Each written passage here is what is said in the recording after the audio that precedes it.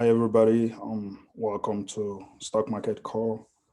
I'm just gonna do a brief introduction of myself. I go by Tochko, but you can call me TC Martin.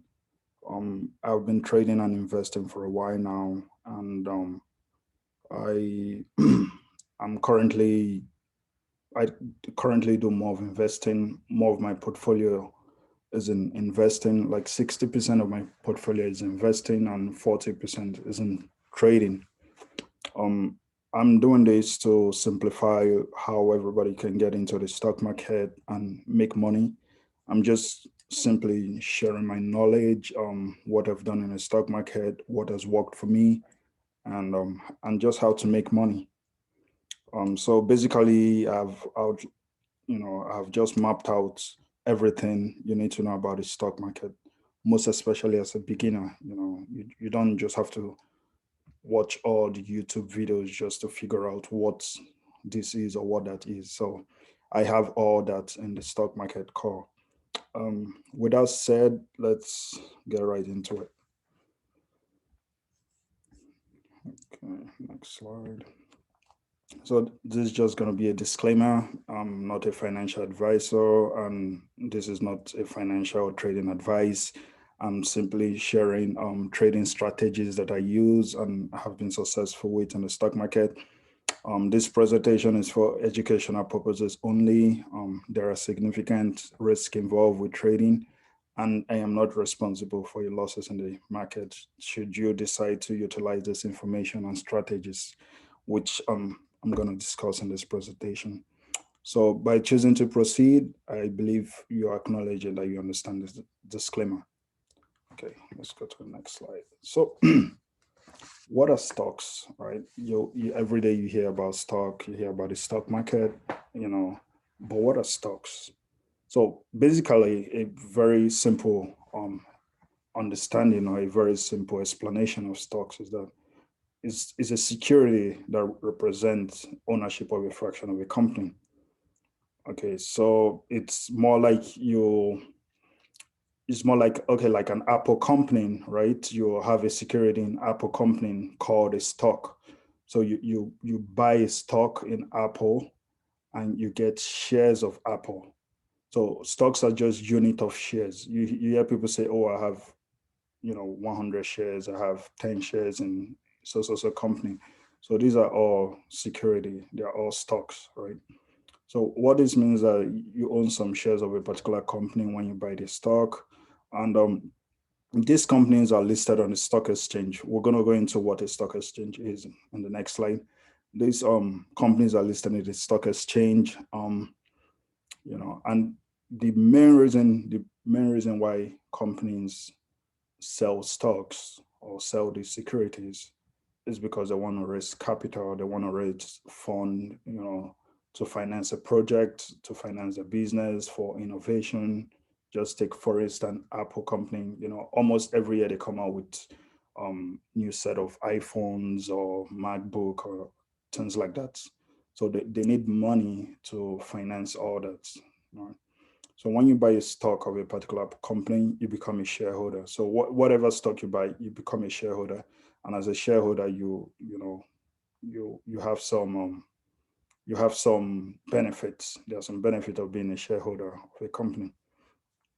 So as an investor, you invest in stock with the anticipation your money will grow, which is true. That's why investors invest, because you believe or you know that if you put in $100 or if you buy these shares of $5 or whatever, with time it's gonna grow. There's gonna be capital appreciation.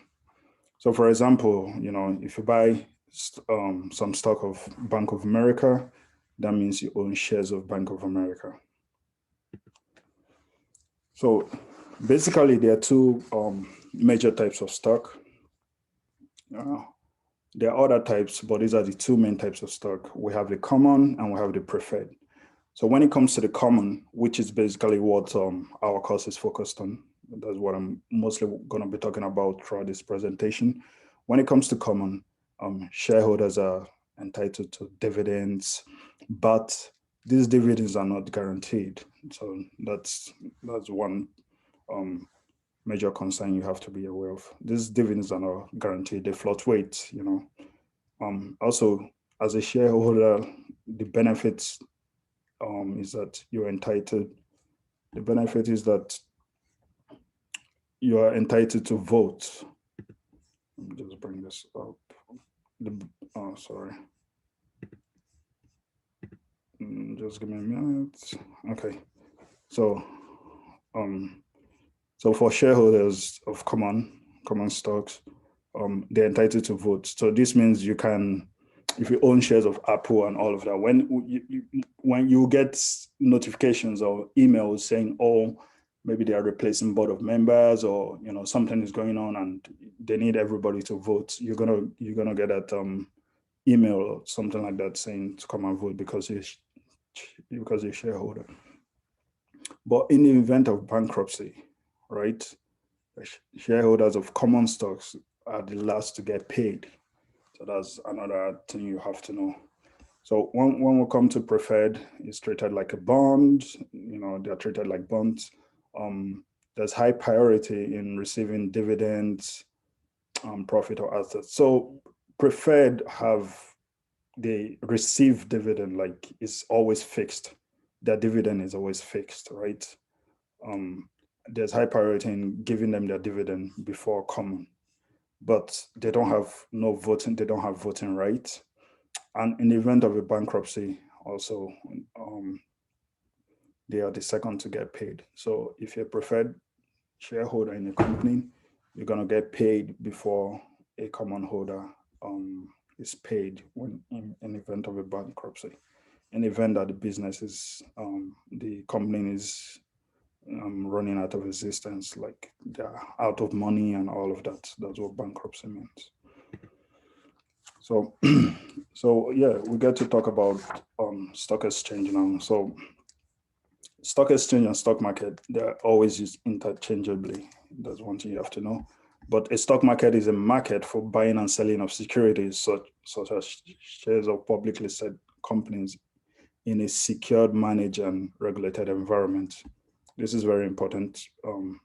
It's not just a typical market. It has to be secured, it has to be managed, it has to be regulated, because they're buying and selling securities, So we've mentioned that stock market are used interchangeably. Excuse me. The major stock exchange in the US are New York Stock Exchange and NASDAQ. So that's important to know. And the stock market is regulated by SEC, Security and Exchange Commission.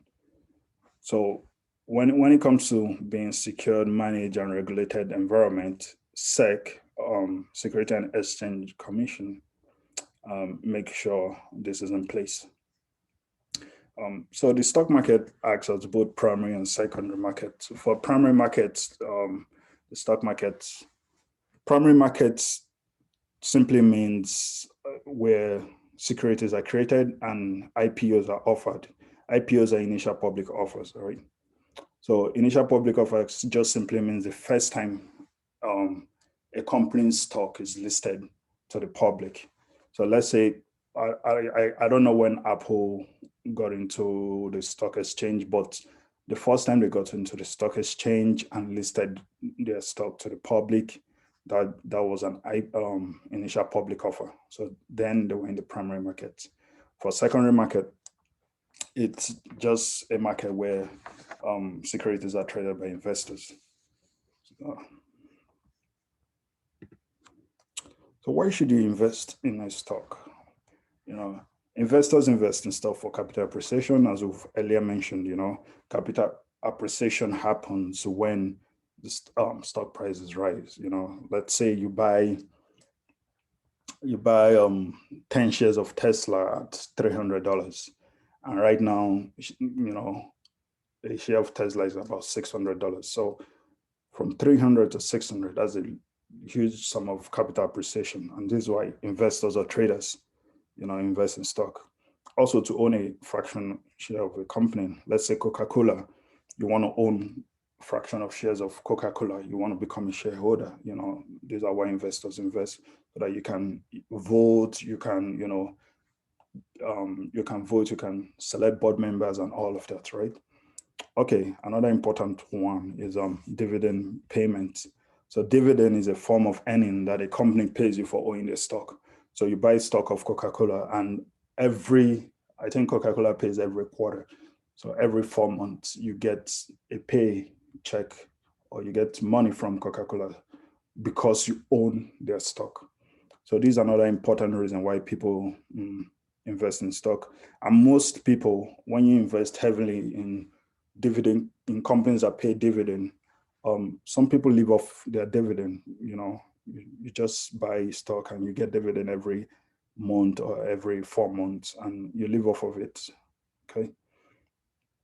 So also, as we've mentioned before, people invest because of right to vote and select board members in a particular company. Also, when you buy a stock and hold for a long term, which is kind of investing, when you buy a stock and hold for a long term, there's going to be less volatile. Excuse me. It's going to be less volatile, and long term investing always almost outperform the market outperform the market. For example, S&P 500. So being less volatile means when it's volatile, it means there's rapid change, in stock price, but that will be a very huge concern if you were a day trader or, short-term trader. But as an investor, you don't really care, because even when it goes up, even when the price goes up, it's going to come down, because you're doing a long-term investing. You're not taking out your money in less than a year or some months. You're leaving it there to grow for like 5, 10, 15 years, So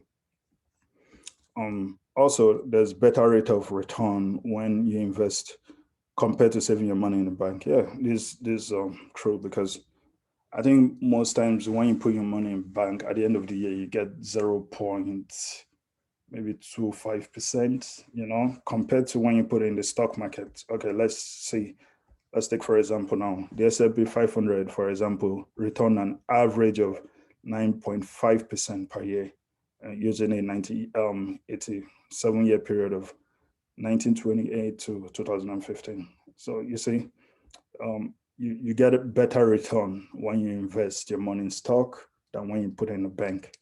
We know a lot of people say investing in stock market is risky, but there's no doubt, but also not investing is also a risk. Keeping that money is also a risk, because inflation will, eat your money in the bank and you don't get good returns. So that's one thing to note. So how do you make money with a stock? There are basically two ways traders or investors earn money or make money, right? First is investors buy at a very low price and sell when the price goes up. I don't know if you always hear this: buy low, sell high, buy low, sell high. So when you're looking at a chart of Apple, or you're looking at a chart of Costco or DoorDash or Uber, and you see that there's a dip in the price, like the price goes down, right? Is at that point, after it goes down and settles, is at that point most traders or investors buying, because there's anticipation that that price is still going to go up. So they buy low, and when the price goes up, they sell high and make their profit. So I have an example here. Like I said, if you buy 10 shares of Tesla at $100 per share, and that is going to be $1,000, right? And the price goes up to $200 per share. You can you can sell your $10. You can sell your 10 shares at $200, and you make about $2,000. Okay, so another way to make money through stock is earnings through dividends, right? So a dividend is a distribution the company pays, for holding their stock. They pay you for owning their stock. It might be monthly, it might be quarterly. Okay. There's also another way people make money with stock. There's something called options trading, but I'm not going to get into that. That is a more advanced aspect of making money with stock. So, but it's also important to know that money earned from stocks are taxed, right? So for short-term capital gain, this applies when you sell for a profit in less than a year. So you have stock of Tesla for you. Let's say you buy in February, and in October or just less than a year, you sell, then you're gonna have to pay short-term tax when filing your taxes. For long-term capital gain is when you sell for profit. First, you have to sell for profit. If you don't sell for profit, you're not gonna get taxed. But when you sell and make profit, that's when you get taxed. But for long term, it has to be more than a year. And for dividends, they're always, taxed as for dividends always taxed as ordinary income. So if you earn dividend, you're gonna be taxed as it's gonna be an ordinary income. So how to find stocks to buy, right? So I always say this. First, you look around things around you, products of company you're using. Just like how are you listening to this presentation? Are you using a laptop? Are you using a phone? Is it Apple phone? Is it Android? You look around you. Most people use Amazon Prime. You watch films on, movies on Netflix. You use Uber. Just things around you. Just look around you. If you're on social media, you use Twitter, you use Facebook, Instagram. All these companies are listed in the stock exchange. Walmart, Target, all of them. You come to airlines, you fly Delta, whatever you fly, United. They're all listed in the stock exchange. So you can start from there and start looking at these companies and see if it's going to be a good fit for you to buy in. Also, most people use stock screeners, like Market Watch, Finzi, Floor, Argo, and the rest. There's also a site called Tip Rank where you can get analysis of what stock, is a good buy or not a good buy, something like that. Even on Twitter, all you have to do is type in a company's name and you see what people have said about that company and if you want to buy that stock or not. You can also go to New York Stock Exchange, Yahoo Finance, Google Finance, TD Ameritrade, Stock Screener, and also Batcha.com. Okay. So how do you buy a stock? First of all, as we already mentioned, a company that sells stock must go through initial public offer. It must be listed to the public for them to sell this stock. Okay, and these stocks are made available to trade, that's buying and selling, as listed on NASDAQ or New York Stock Exchange. So as an investor or trader, what you have to do first is open an account with a brokerage, to buy or sell stock. So when you buy a stock of a company, you become a shareholder of that company. So brokerage, I talk about this in the next slide. Brokerage is just simply like a middleman that connects you to buying and selling of stocks, right? I'll talk about that in the next slide. So stock tickers, these are important because these tickers are like unique symbols or unique characters for trading purposes. So is a very short way to describe a company.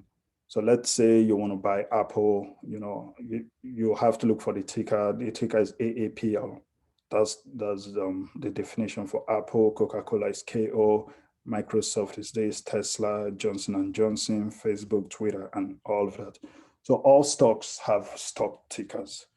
It's just a short way to describe the company stock, and these tickers are used to place orders.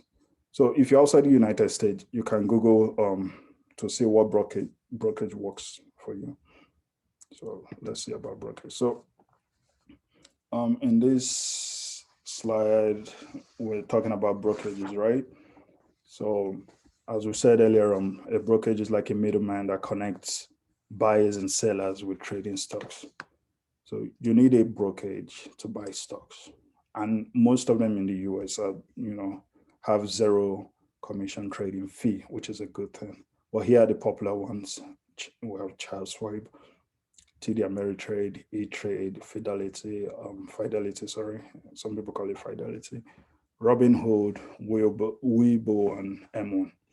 So another important thing to know is when you open this account, for you to open this account, all you just have to do is, okay, I'll just show you. All you have to do is, like Robinhood or whatever, just type on Google and sign in, and you're going to be asked questions and all of that. But you're trying to trade and invest, so you will probably need one of these, right? I currently use this TD Ameritrade. I use E-Trade. I use Robinhood once in a while, not too much, So you just find what's best for you, whatever you feel it's good for you. Why most people start with Robinhood, because I also started with Robinhood, is because it has very easy and simple GUI, graphic user interface. Like, it's so simple to, see things, and I just like the way everything is structured in Robinhood. But I don't really have much in Robinhood.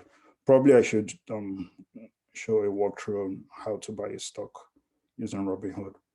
Well, another important thing to know is that when you set up your account, make sure you don't set it up on margin, because I think there's gonna be there should be a section where you'll be asked if you wanted a margin or you wanted a cash or some other option, but make sure you don't choose margin, because margin is more like borrowing money from your brokerage, to trade. And when you borrow money from your brokerage to trade, there could be consequences when, when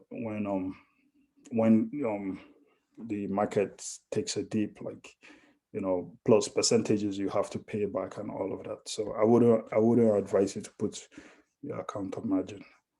Let me see if I can show a walkthrough of Robinhood. Okay, let's see. Robinhood.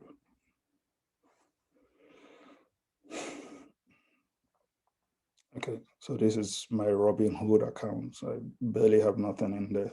So all you have to do is, you can either download this app on your phone, or you put it on the laptop. But the good thing is, all you have to do is, let's search for a stock like Johnson and Johnson, right?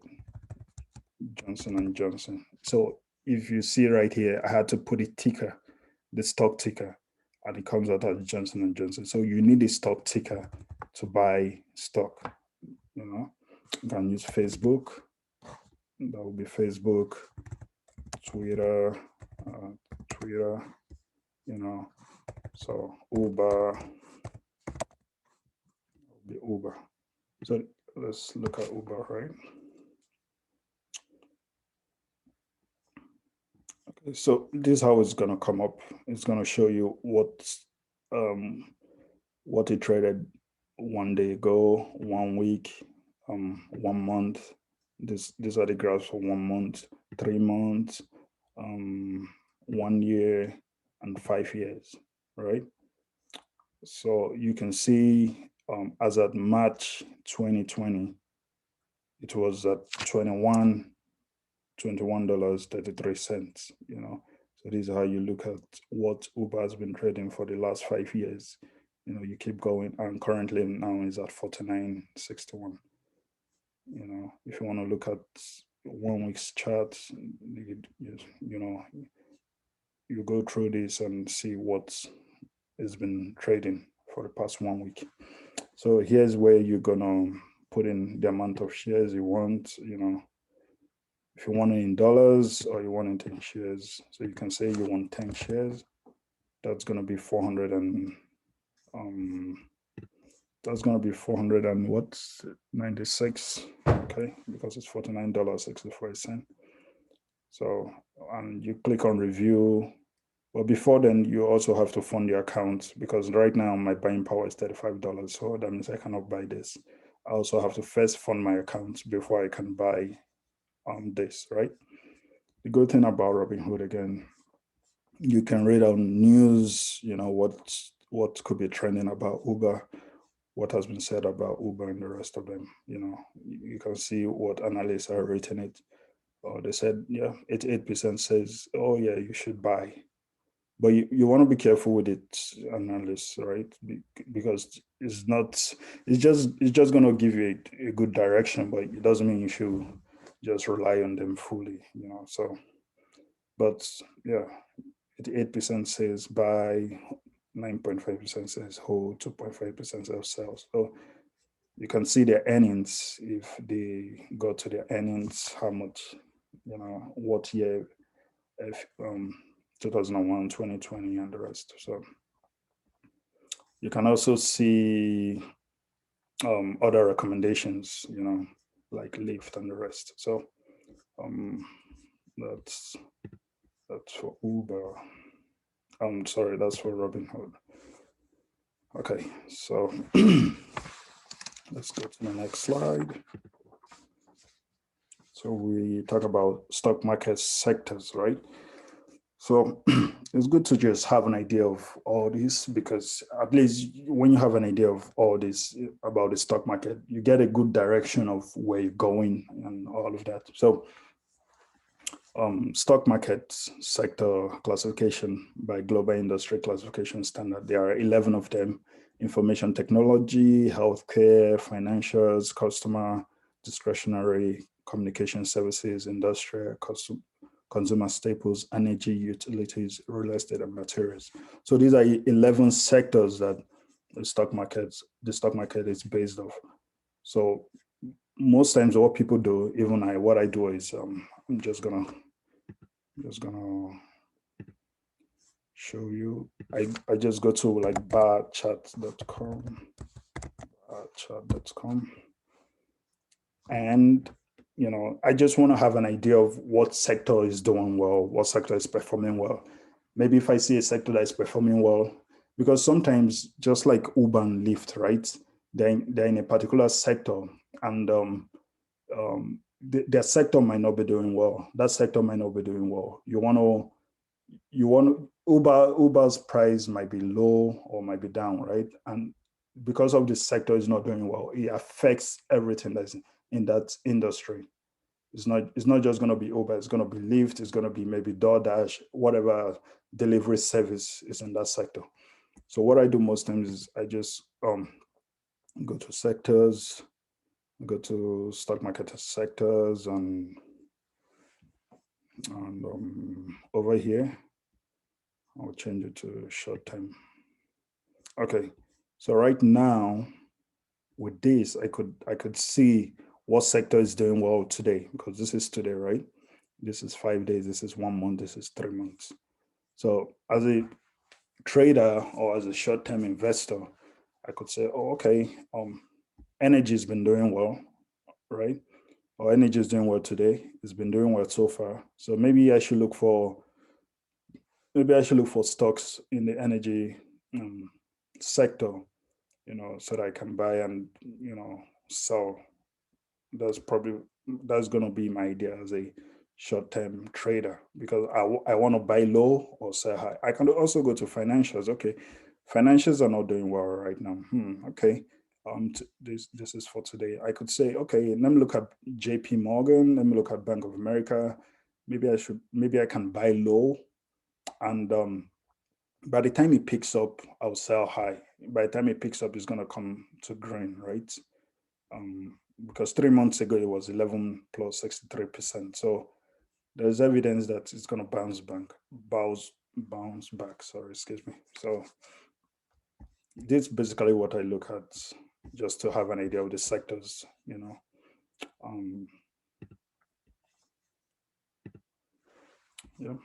Okay, let's go to the next slide.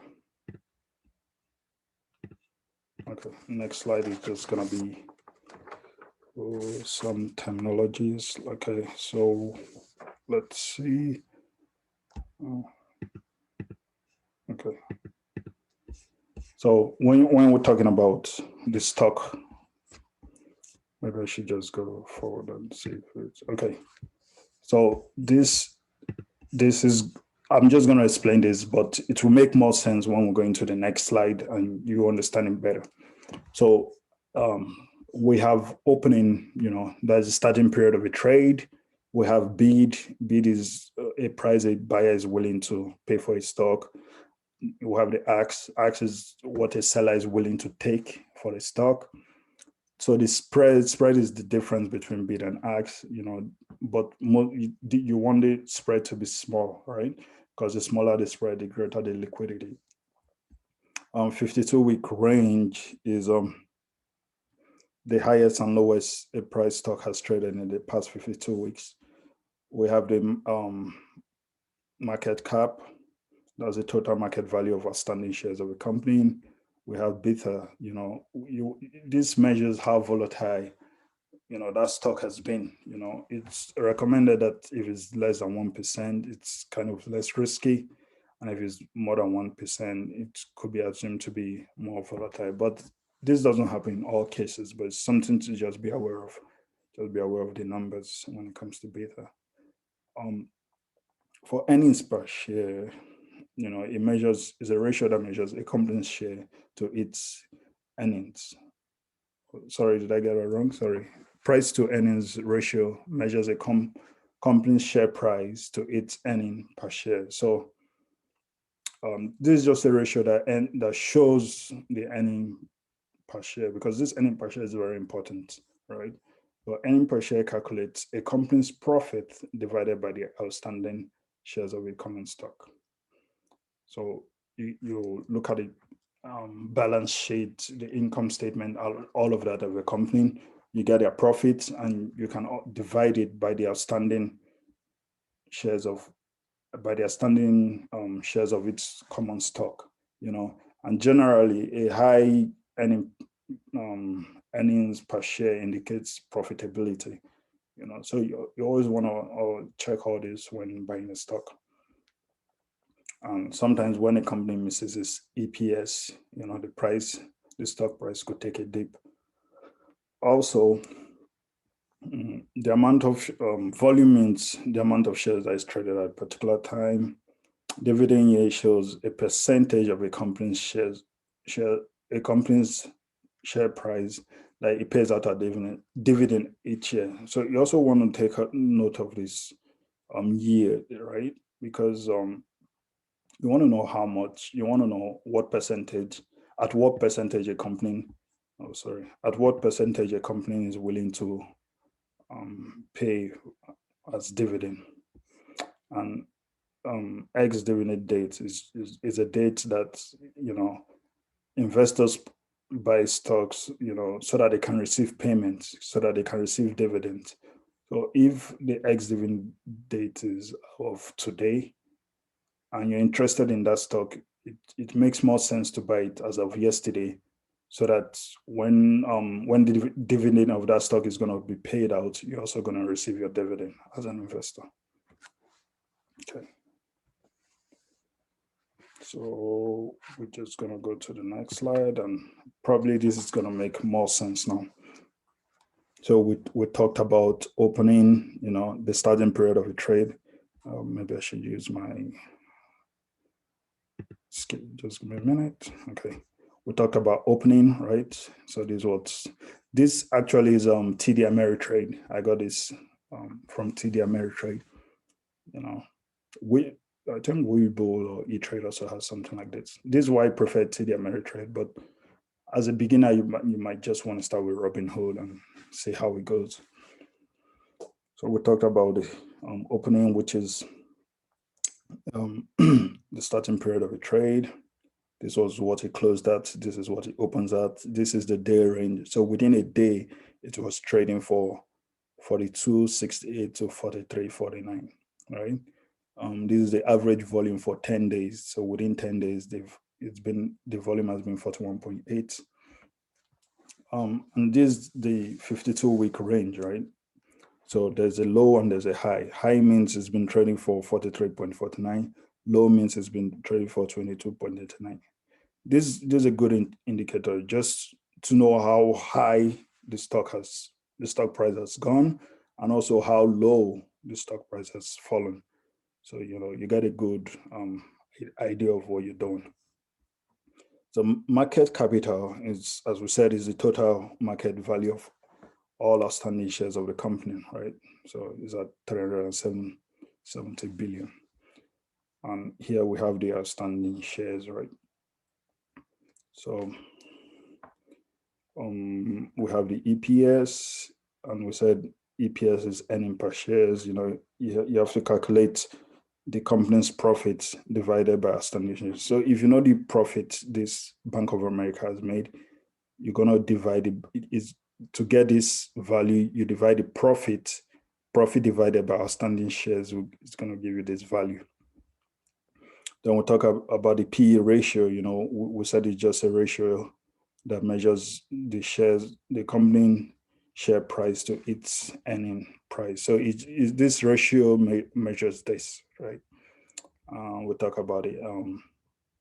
Dividend yield, as we can see, is 1.8%. So that means Bank of America pays 0.72 on dividend for a share. So every share of Bank of America every share of Bank of America you own, you're gonna receive this as dividend. I think they pay quarterly. That's every 4 months. So as I was talking about the ex dividend dates, this is the date. So as of the date here is 06/03/21. So if you had bought at 06/02/21, you're gonna get a dividend payment. I don't know if that makes sense. So then dividend payday, this is the day they're gonna pay out dividend. This is the day they're gonna pay out 0.72 per share on any stock you own in Bank of America. So here beta is 1.6. We said you want it to be at least, according to you just want it to be less than 1.0, which makes it less risky. But even at 1.6, it's still a good number. It doesn't mean it's that risky. Okay, so we're going to talk about swing trading. Most short-term traders are swing traders. Okay, so swing trading captures short or medium-term gains in the stock market over a period of time. So, for example, if you buy 100 shares of Disney today at, let's say, $170 per share, and you sell in few days or months when the price gets to $200, right? That's a swing trade, right? Because you bought at 170 and the price goes up at 200 in days or months, and you sell. So you're swinging the trade. You buy today, you swing to the next day or the next month. So basically, a swing trader buys stocks and sell at a future date for gains. But they also use technical and fundamental analysis to analyze price pattern before going into a trade to swing it. So as a swing trader, it's more about entry and exit. What is my entry? What is my exit? And most swing traders, they enter low, and you enter at the low price and you exit at a high price. That means you sell at a high price. Okay.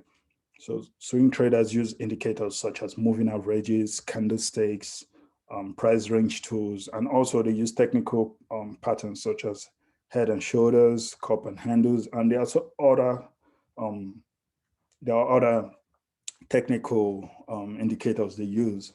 But we're just going to keep it brief because we're just trying to have a full understanding of the stock market here. Okay, so this shows a head and a shoulder pattern, right? So this, okay, let me explain it. So this is going to be the shoulder, and this is going to be the head, and this is going to be the shoulder. So it's just like shoulder, head, and shoulder. That's why it's called head and shoulder pattern. Day trading, as the name implies, is a trading of, which is buying and selling of stocks as price changes typically within a day, within a single trading day. So day traders are also known as active traders, and they have well-planned strategies. They profit off of stock when prices change, right? Day trading requires they are very technical. It requires technical analysis and as well as discipline. You got to be focused, you got to be disciplined for day trading. And day traders are well funded. For some brokerages, I know you need to have at least $25,000 in your brokerage account to day trade. Day trading strategies include scraping, news-based trading, and ranges, that support and resistance. Okay, so day trading is not for everyone. It involves significant risk. Knowledge and experience in the stock market matters a lot when it comes to day trading. Investing, this is where, most people do what most people do. I also do this a lot. So investing just involves allocating money to an asset, for example, real estate or a business with expectation of generating income, right? So investing in stock market simply means, you're buying stocks and you're holding for a longer period of time, usually more than a year. This is more like most people say is a buy and hold. You buy and you hold. You don't buy and sell. Buying and selling is more like the traders, the short-term traders and the rest. But buying and hold is more of investing. You're investing. So you can buy a share of Apple or a low-cost ETF like VOO and hold for years before selling, right? Most stocks or ETF pay out dividend quarterly too. That's a good thing with investing. When you invest, especially on stocks that pay dividend, you get those dividends according to how the company pays. It could be monthly, it could be quarterly. And the good thing about that, because you're doing a buy and hold, is when you get those dividends, you reinvest those dividends. You don't take them out, you don't pull them out, you don't withdraw them. So if Coca-Cola pays me a dividend, right, because I own shares of Coca-Cola, I apply DRIP. All brokerages should have it, I think. You set your account to DRIP, meaning that you want those dividends to be reinvested into Coca-Cola, and it gives a very compounding interest at the end of the day. So the good thing about investing, you don't need technical, and you don't need much of technical analysis for investing, because you're buying, you're buying and you're holding. So you're not looking at, when am I going in? Like you're not planning an entry and you're not planning an exit. So you're just buying and holding. So you don't need much of technical analysis. So there are compounding results with investing, and there's lower risk involved. Yes, there's always lower risk, because even when the stock price falls, you're not really worried, because you didn't buy that to just sell. You're buying for a longer period, so definitely it's gonna recover. So Vanguard VO, which is an S&P 500, their 10-year return was about 13%. These are reasons why putting your money in the stock is way better than holding it or putting it in a savings account. Sorry. Okay. So in summary, we're just going to say swing trading. What we mean by swing trading? I do swing trading, but not all the time. I do more of investing. So short-term profit, more risky, trade for more than a day, quick money, no doubt. For day trading, you need trading experience. It's quicker money. It's just that you need about $25,000 from some brokerages, to do day trading. It requires discipline and focus. It's more risky. For investing, you get returns, you get dividends, you get capital appreciation. Is lower risk. Long-term period, over a year, 2 years, 3 years, 5 years, 10 years, it does not require, you don't require much time or attention to invest, less strategy involved. So you don't require much time or attention, means that because you're buying and holding, right, it's going to be different from a trader who every day is going to be on his computer, on his phone, checking if the stock price is falling or rising, because he needs to make an exit. He needs to make gains, right? For investing, you just put the money there and go. You don't even have to start checking every day, or if my investment is going up and down, because you're going to be holding for some years. Okay, another important sector is stock price movement, right? Um,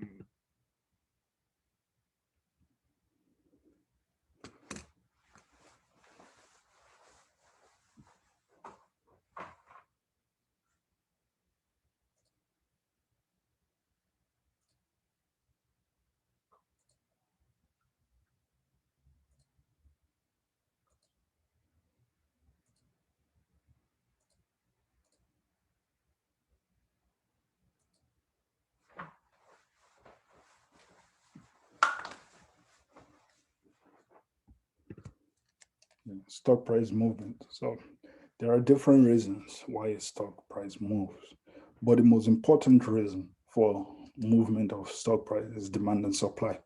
So demand is like more people are demanding, um, let's say Amazon stocks, right? There's a high demand. More people are buying into Amazon stock. There's a high demand. More people are buying. That will raise the price of the stock, right? But when there's too much supply, more people are selling that same stock, that Amazon stock, then the price is going to fall, right? So demand and supply plays a very important role in the stock market.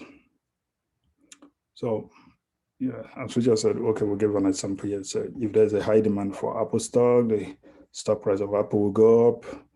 And if there are too many sellers of Apple stock, the price will go down. Exactly. So another factor that determines price movements, company earnings and profitability of their products or services. If Apple's latest phones are, selling well, people love them and all of that, there'll be a price movement. Apple stock will keep going up. Also, news such as a company liquidating or merging, this could be both positive and negative. It could go up, it could go down because of news. We have meme stocks just like AMC. It's been crazy with AMC. We'll also have microeconomic activities such as inflation, interest rates, taxes, government regulations, and all of that. It could drive the price stock. And we also have global impact, just like COVID-19. When the pandemic started, everywhere was shut down. Most economies in the world were shut down, and this also impacted the stock market.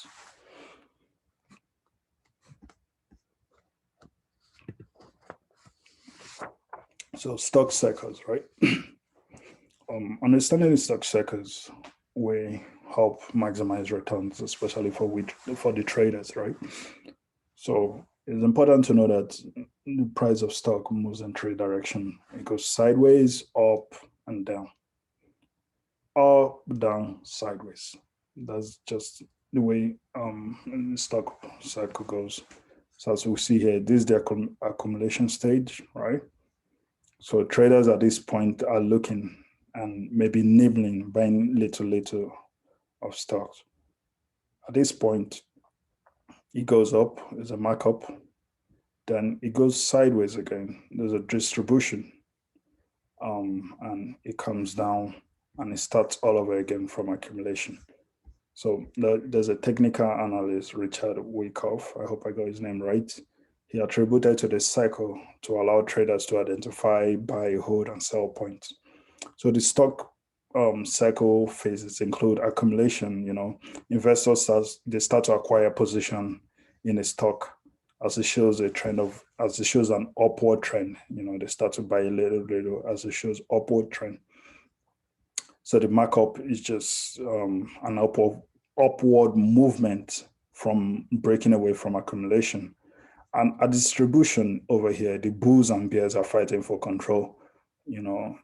When is bullish, it means you believe that the price will go up, and when it's bearish, it means it's going to fall.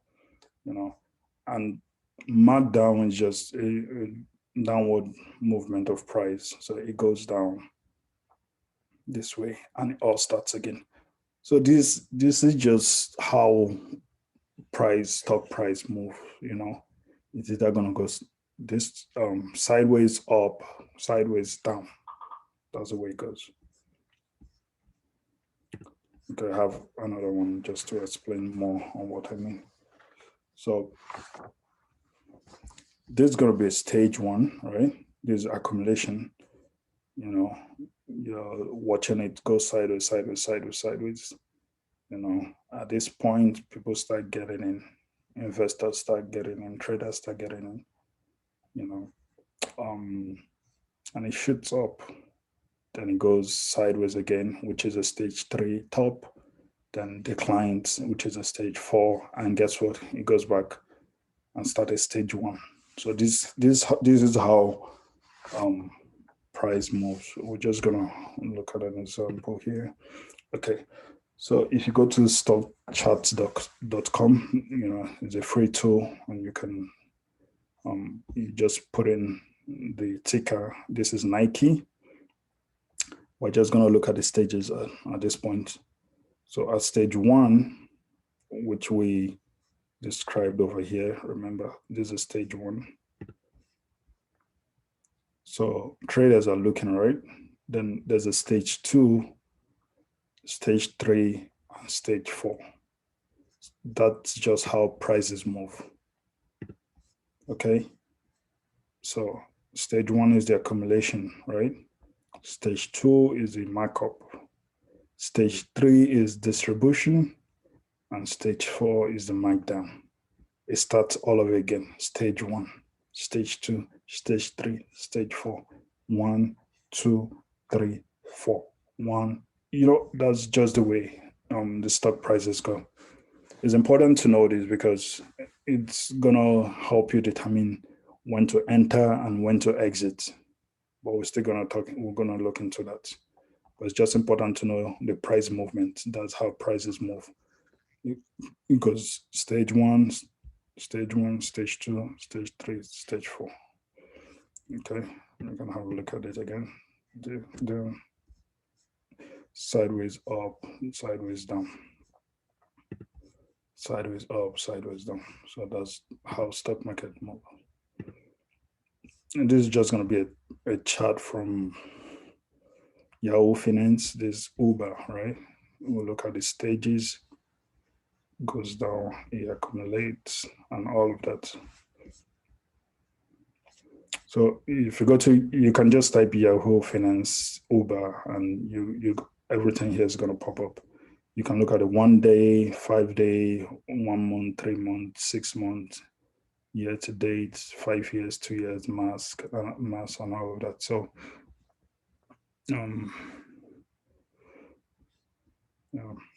okay. Order types, for order types, right? It's gonna make more sense when we come over here, but I'm just gonna explain it. So for order types, you buy means to purchase, right? The stock by placing a regular order. Sell means to get rid of the stock you purchased. So that means you're selling your stock. Market price is the current price of a stock determined by the forces of demand and supply. So when you put it at market price, is actually at you're buying it at the current price, at that exact price. Market on close is a market order that is executed at the close or after the end of a trading day. So this is a special type of market order that's going to be executed at the close of that trading day.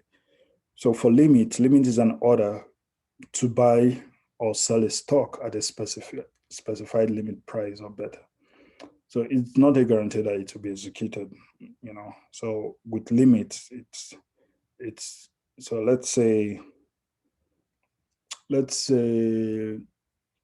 a price of a stock is $100.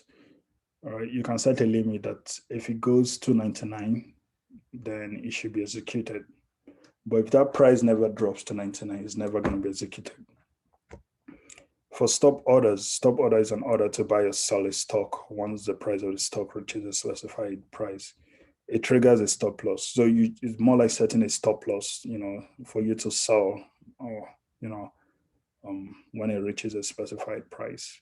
And trailing stop is a stop order that adjusts, you adjust this stop price at a fixed percentage or number of points, below or above the market price. So you can set a trailing stop at 10%. So once it gets to that 10%, that fixed number is going to automatically execute the order to stop. Or you can set it at 5%. It depends on what you want. Okay, so over here, this is going to be E-Trade, right? This is AMC. So this is where you have your buy, you sell. If you want to buy, you put the amount you want to buy. If you want to sell, you put the amount you want to sell, the quantity, right? You're gonna have how a little chart here to show you what the stock has been doing. Okay, over here we talked about markets. You remember we said is the current price, market on close. It's going to be executed at the end of the day. We have the limit, which is going to be a specified limit price or better price. We have the stop order, which is to buy or sell. Once the price reaches a specified price, it's going to trigger a stop loss. We have trailing stop, which is a percentage or number of points, which you're going to specify if you want it at what percentage, so that when it gets to that percentage, the stop order gets executed.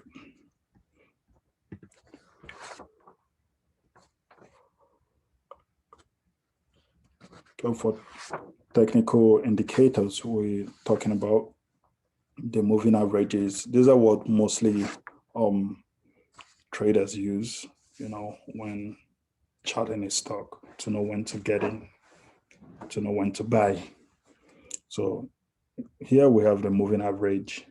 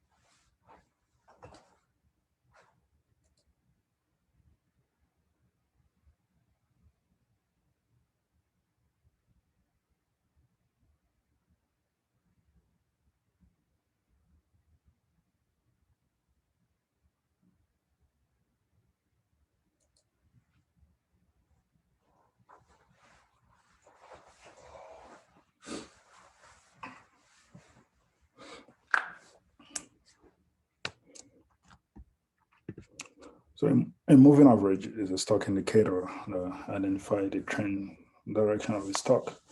So we have the exponential moving average. This one, it places a greater weight and significance on the most recent data points. We have the simple moving average, which calculates the average of selected range of prices over a period. So, but most times, what I use a 5 EMA. It shows what has been trading in the past 5 years, and it has greater weight and significance. I also use the 20 simple moving average as well as the 200 simple moving average. Okay. Then we'll look at RSI. Give me a minute, sorry. Okay. We'll look at the RSI. I'm just looking for my pointer. Sorry. Okay, we'll look at the RSI, relative strength index, right? Is a momentum indicator that shows if a stock is overbought or oversold. So this is a very, very important indicator, because I'm going to explain that in the next slide. Because when it's 70, and above, it means it's been overbought, and at that point, it wouldn't be wise for you to get into that trade. And when it's 30 and below, is oversold, that could be a perfect time to get into that trade. We'll talk about support is a price level, of a downward trend as demand or interest begins to rise. So at the support, support shows that downward trend, and it bounces off because traders are beginning to buy. I'm going to show that same as resistance. So we have support and resistance. Resistance shows how high a stock price gets, before bouncing off. So we're going to see that in the graph. And also MACD, moving average convergence divergence, is designed to reveal changes in strength, direction, momentum, and duration of a trend in the stock price. So we're gonna see, maybe I should just quickly see stock chart. So let's say Uber. So all you do is go to stockchart.com and put in the ticker, and you'll see this pop up. So this is a symbol. This is where you put the ticker. You can put daily or weekly, but I use daily because I want to see what happened every day, or what the price change was every day. So at this point, this is going to be the, I hope you can see this. These are RSI, right? So remember we said if it's 70, once it gets to 70, is overbought. So at this point, this is going to be overbought. And at this point, this is going to be oversold. So as a trader, you want to get in when it's low, right? Because it's going to shoot up. The price is going to go up. You want to get in when it's low, but I'm still going to walk through all that. So this is where you set your moving averages. Set it to 20. Some people use 50, but if you comfort, because I use a daily chart, I set mine on 20, and the exponential moving average, you can set it at 5, because I want to see what price has been within the last 5 days. So here you can clearly see that my simple moving average 20 is the blue line, right? That's the blue line. For 200 moving average, that's the red line. That's this red line. And for my EMA 5, that's the green line. So this is what it shows me what price has been trading for the past 5 days. Okay. And this is where you're going to put your RSI, which is already set, and your MACD. So those are the kind of indicators I use, But let's go back and I'll show you what I mean.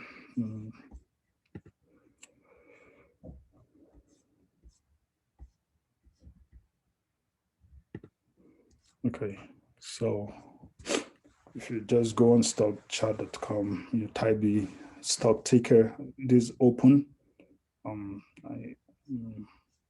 going to show you what I mean here. So at this point, this is going to be the resistance. This is where price bounces off, right? And support is, and this is support. Remember we said support is a downward trend as the demand or interest begin to rise. So this is support and this is resistance. You have to know that, So you can see that price went down and touched this support and started going off.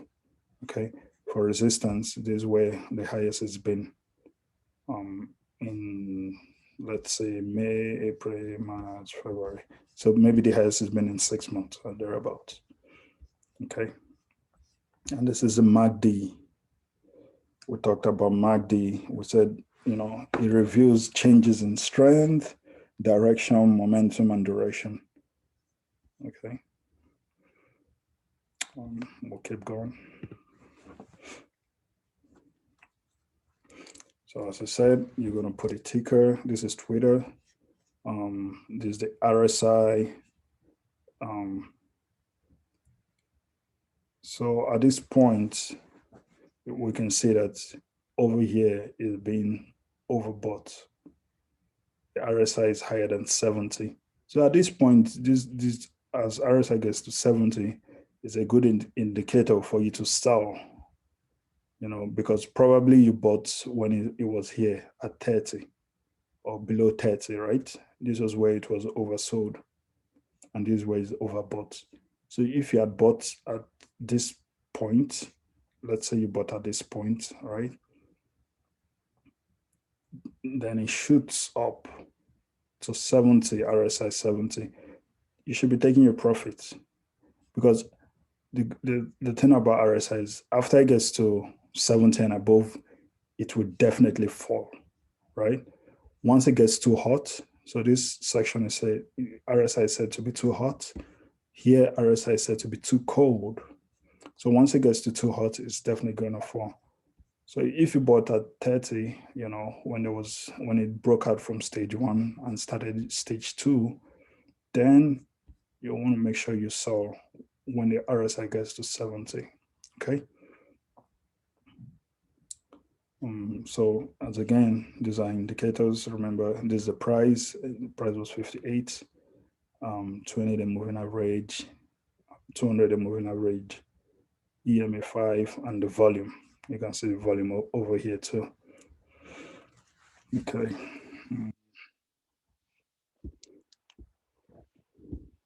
So at this point, you always want to, for you to get into a trade like this, for me, to be on a safer note, to be on a safer side, you should get into a trade when a 20-day moving average, when price crosses above 20-day moving average. As we can see here, this is a good buying opportunity. This is a confirmation that it's going to be an upward trend, right? Because at this point, price went above the 20-day moving average. The 20-day moving average is the blue line, remember? Price went above the 20-day moving average. So this is a good point to buy. And when it gets too hot, you sell. So it depends on your targets. Maybe when you got in here, your first target was, your first target was 77. Maybe you have a higher target, right? You can take some profit. You might not want to sell, or you can take some profit and let it ride. Or you can take all your profits. So it all depends on your strategy too. Okay. So this is another point to get in. You see that when the price goes above, when the price go also here, when the price goes above the 20-day moving average, you want to take profit. You want to get into the trade. Okay. Yeah, I think I've shown, it's just about changing your indicators over here. We see the same price movement. It goes stage 1, stage 2, stage 3, stage 4. Oops, sorry. Probably I should use this. Oh no, sorry. Okay, yeah. So you see stage 1, stage 2, stage 3, stage 4. Stage 1, stage 2, stage 3, stage 4. That's just price movement.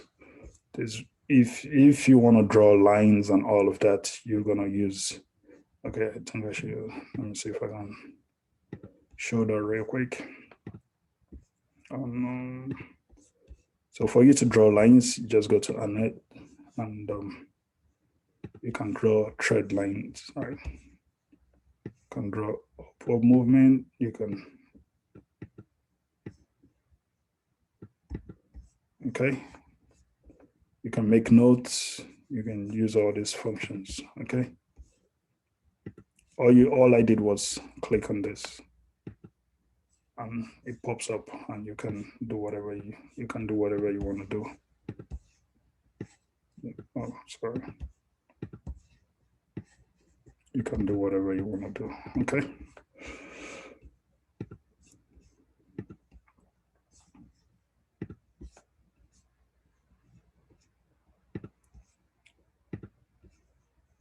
Okay, so we'll move to the next slide. We just, same Uber, we're just showing the pattern, the movement of price, stage 1, stage 2, stage 3, stage 4, and all of that. We're looking at the RSI, it's hot here, overbought, it's oversold, look at the support, which is the green, look at resistance, you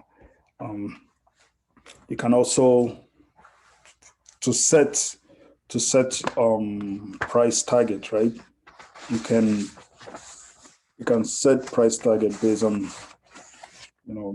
previous price of where it's been. So let's say I get into this trade right now and I want to set a price target. I could set a price target at 56, which is going to be my first price target. I could set another price target at 60 and another one at 64. So what that means is if it gets to 56, I'm taking some profit. If it gets to 64, I'll take some, or I could take all. And if it gets to, so let me say that again. So what that means is if it gets to, my first price target is 56, right? I could take some profit. If it gets to 60 or 62, I could take some profit. And when it gets to 64, I could take some profit. But it depends on your strategy. You could also take all your profits at the first price target, and get out of that trade, So it all depends on your strategy, okay? So at this point, we're looking at the MACD. You want to make sure the black line goes above, the black line goes above the red line. That's a signal to buy, as an indicator to buy. When this flips up, like it is here, it flipped up, right? There's a signal to buy.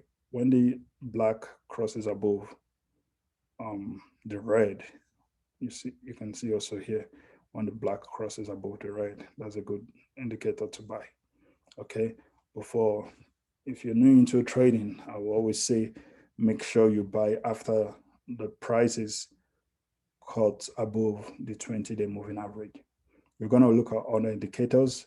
You just wait for it to settle, because right here now, right, is accumulating, it's forming a box, right? After it forms a box, the price went above the 20-day moving average.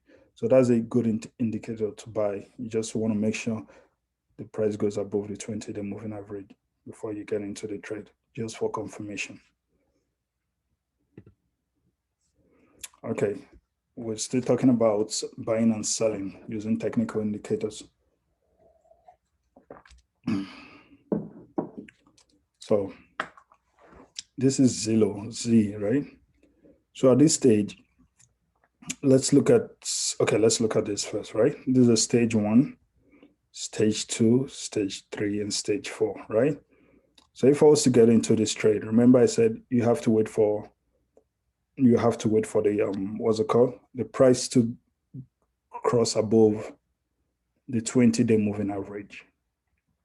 Okay. So if price cuts above, if price goes above the 20-day moving average, there's a confirmation for you to buy. For you to sell, remember we said when it's too hot, when RSI is at 70, you take profits. You mustn't even wait for 70, but that's what I do. I wait for 70, So at this stage, Stage 3 is there's a decline coming. So you want to sell off, you want to sell and take a profit. You buy here, sell here, buy here, sell here. You see that? Okay. Because after you take a profit, everything's going to fall. Why do you want to take profit here? Most people are taking profit. That's why RSI is tanking. That's why when RSI gets too hot, most people are taking their profits. You don't want to be left out. You also want to take your profit and leave. Okay. You could take some profit, you could take all your profits, but you want to take some profit because after people take profits, the price will go down.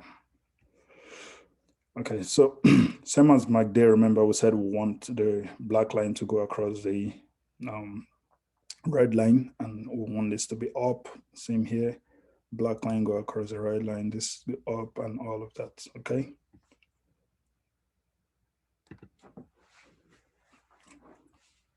So a company's financial report is very important to understand this because for a company's financial report, this is where you're going to see the 10K and 10Qs. 10K simply mean the annual report, which has been audited, right?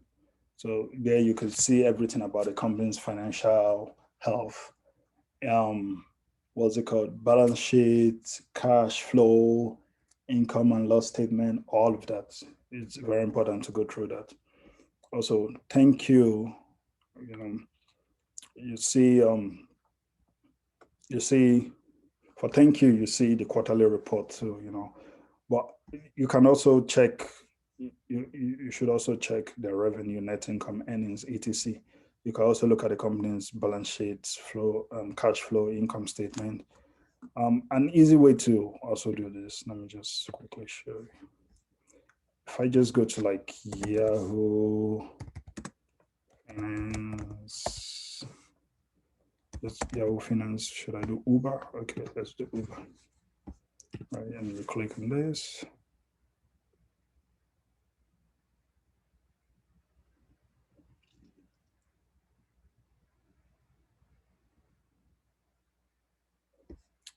You can easily see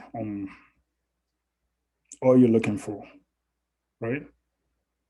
You can see statistics. You can see opening, close, and all of that. So this is kind of a brief, it gives you a brief summary of, you see the beta, market cap, EP ratio, EPS, earnings days rather, it just give you a brief understanding. You can see financial highlight of the company and all of that, income statement, balance sheet, and all of that. Okay. So I just wanted to show you that you can also go to Yahoo Finance or Google Finance and you click on whatever you're looking for and you see whatever the company does. You can click on the profile to see what they do and all of that. Okay, so I'm just gonna go back. 1%.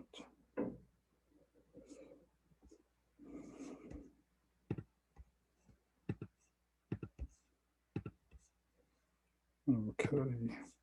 So we'll talk about index fund and ETFs. So index fund and ETFs, they're just the basket of different stocks all put together, into a single investment. And the good thing about them, they are passively managed, so they're not actively managed. ETFs and index fund that are passively managed have very low expense ratio, but if they were actively managed, the expense ratios are going to be high. So they are great for long-term investing. I also do a lot of ETFs like VO and the rest of them. I do that. So they are diverse. Some are low cost. Average expense is just 0.15% per year. And they also have strong long-term returns, right? So they can be bought from a brokerage. You can buy from Fidelity, Vanguard, Schwab's, okay, most brokerages have their ETFs too, So ETF, Vanguard S&P 500 ETF have low expense ratio of 0.03, or zero, I think 0.05 right now. So that means for every 1,000 you invest, you pay only 30 cents per year in expense ratio. So that's something good for me. So the difference between ETFs and index fund is that ETFs are traded throughout the day like stocks. So you can just, now that the stock market is open, you can just go to your brokerage and put VOO or put VGT or VTI, any of those low cost index fund or whatever index ETFs you're looking for. And you just buy it like you're buying a stock, right? They have low minimum requirement, and also they are very tax efficient. You only incur capital gain when you sell for ETFs. But for index fund, right, you buy, for index fund, they are bought and sold at the end of the trading day. So it's not going to be like a regular stock that you just log in and buy. You know, it's the trading happens at the end of the trading day. And most index fund, you know, brokers require like a 3,000 minimum requirement. They require $3,000 for you to get into index fund. And capital gain taxes are passed down to you, even if you have a share in a fund that is not sold. So if you have, let's say you buy into index fund and you don't sell, right? And someone else sells, the capital gain is also passed down to you. So I do more of ETFs. It's all, personal preference for everybody. So stock market correction, right? Stock market correction